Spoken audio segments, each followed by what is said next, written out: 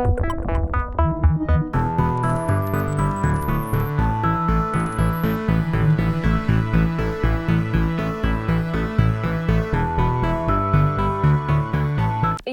briefly touched on this, but as the distinction between life online and offline becomes increasingly blurred by 2050, how can society take precautions to remain human in a digital era?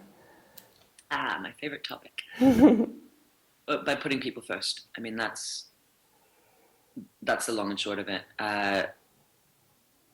When we make technology, because it is us that make the technology, and when we make the services, when we make the laws that govern this stuff, we need to be thinking about how technology can make humans better, augment us, not how we can service or use technology, or in which new corners of our life we can cram a bit of tech. I think if we begin from the place of, who am I, who are you, what do you wish you could do better? What would you like to do today that you can't? If we begin from that place, then we don't have to worry about losing our humanity, because that's always in focus. How do you envision businesses will interact and communicate in 2050? So how do you think companies will need to adapt to accommodate the shifting landscape of social interaction?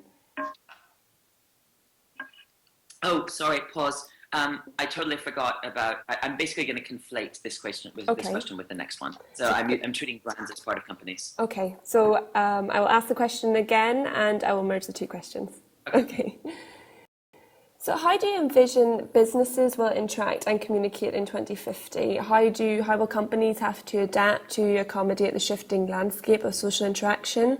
And how do you think company brands need to adapt in order to be able to still connect with people? Well, if you think about the question slightly differently to the way that a lot of businesses are thinking about it today, it's a massive opportunity.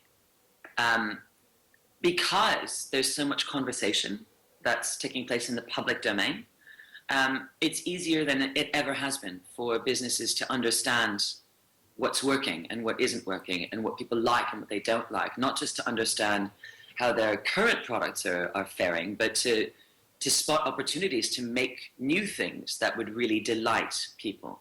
I'm a bit mystified that more brands and companies aren't taking advantage of that. They're still looking at. They look at all of these media, at Facebook, at Twitter, at things like that. They look at it as ways to push messages out.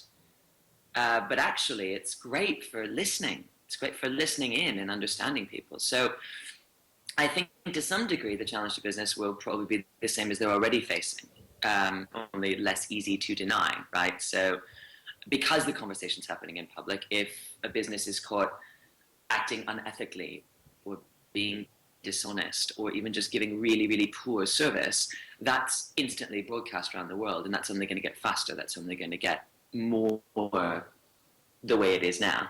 So, in some ways, businesses will be more incentivized than ever to do the right thing, or to take the dystopian angle, to be ultra secretive, to be even more distanced from their customers, to become these sort of opaque black boxes that spit things out every once in a while and nobody really understands why.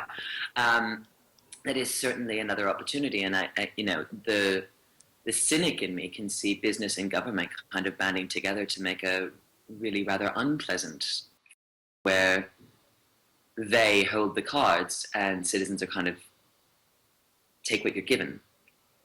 And then there's another aspect to the sort of commercial question as well, which is around working life versus personal life, and what you're allowed to be when you're in the office, when you're not in the office. There's this isn't a new question. I remember 10, 12 years ago when I was working in the agencies in the States, we already had it then that I remember somebody got fired because of a blog post she wrote, and we're seeing it happen now where people aren't getting hired because the recruiters are going on Facebook and seeing pictures of them pissed at the weekend. And this there is sort of a general human fascination with what we're all up to in our off hours. If you look at the way that we deal with politicians now, the politicians who are brought down are usually brought down for personal reasons, not public or ethical reasons. And And I think it's an interesting question, what is appropriate for us to not necessarily know, because obviously you can't unknow something that you know, but I think we might see an interesting shift in ethics in terms of, is it appropriate to be different at work than you are in your personal life? Of course it is, that makes sense. Is it appropriate for politicians to be one way in their personal lives and another way in their public lives?